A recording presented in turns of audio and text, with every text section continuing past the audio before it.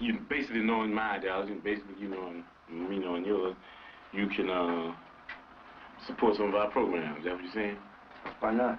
And you believe in programs like the Breakfast for Children program and free health clinics? Right on, brothers? We believe they're good things. Uh-huh. As a focal point to organize their mothers and fathers. Uh-huh. Peace. Mm-hmm. There's no educational program here? That's come out of the social action thing. You know, you set that up, brother. I mean, we can't put everything on one piece of paper. What about this bank? Credit union? Mm-hmm. Credit union. Credit union, my brother. Is a bank. Are you hip to credit unions? It is a bank. Yeah, you go and borrow money? Yeah, it's a bank. It's a bank. Owned by the people. Run for the people. And by the people. What will money be given out to people for? Well, the people would decide that.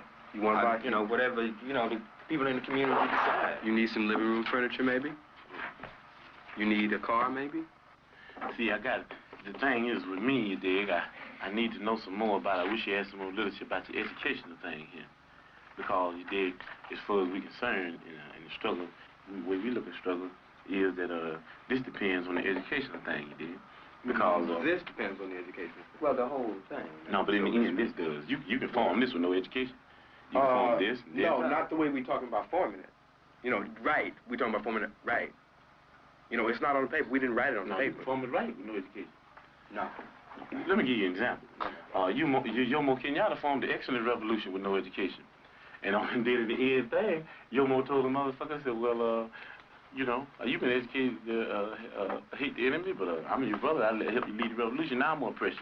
Another example, Papa Doc in Haiti. Papa Doc in Haiti hated everything white. Man, you couldn't put this white paper in front of Papa Doc's face. But he moved all the white people out and he took over and be a president. He did, because of no education. And the people that had been educated, they just said that we don't hate the motherfucking white people, we hate the oppressor, whether he be white, black, brown, or yellow. So we got to know the educational program to find out what it's going to be in the finale. A lot of people, Yomo Kenyatta is called never a revolutionary, but an ex-revolutionary. So is Papa Doc. They brought on a successful revolution. That thing in the Mao's was a bitch. Bantu freedom fighters, all that kind of action. But what we're saying is that it's the end. That you don't judge Castro now. You can't do it. Nobody in this room could judge whether Castro's going to be a revolutionary or not. You know what I mean? We're talking about things, you know what I mean, with China, the People's Republic, and even at the stage they're in now, talking about even going on further into a communistic state. That's what we're talking about. Those are revolutionary. So we got to understand here the educational program that you have to be able to figure out whether it will go on the right lines where the people will end up in a situation where they can be able to really control themselves. You understand what I'm saying? With no education, the people take this local foundation and start stealing money because they won't be really educated to why it's the people's thing anyway. You understand what I'm saying? With no education, you have neo-colonialism instead of colonialism, like you got in Africa now, like you got in Haiti. So what we're talking about is there has to be an educational program. That's very important. As a matter of fact, it's so important for us that a person has to go through 6 weeks of our political education before he can consider himself a member of the party, able to even run down ideology for the party. Why? Because if they don't have an education, then they're nowhere. You dig what I'm saying? They're nowhere because they don't even know why they're doing what they're doing. You might get people caught up in the emotionalist movement.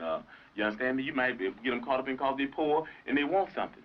And then if they're not educated, they want more. And before you know it, they'll be capitalists. And before you know it, we have Negro imperialists.